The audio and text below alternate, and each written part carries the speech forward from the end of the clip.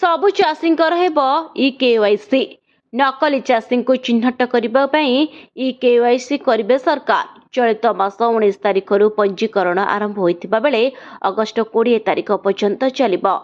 एही पंजीकरण समय समस्त चाषी ई केवाईसी करने को मंत्री परामर्श देइछन्ति। सोसाइटी चाषी पंजीकरण समय ई केवाईसी कराई परिबो। अनेक नकली चाषी सरकारी सुविधा नेउथुबा नजर को आसिबा परे विभाग एपरी पदक्षेप नेछि। दलाली रोकवाक विभाग एपरी पदक्षेप नेछि। विभिन्न स्थान में समस्या उपजुथिबा परे चाषी पंजीकरण को सरलीकरण कले राज्य सरकार।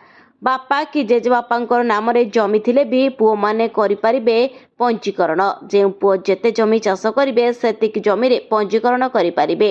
यदि जणे भाई सबु जमी चाष करुछि तेबे ताकू अन्य भाई मानकर लिखित स्वीकृतिनामा पंजीकरण समय रे दाखल करिबे बोली कहिसंती जोगाण मंत्री कृष्ण पात्र। ब्यूरो रिपोर्ट न्यूज दुनिया।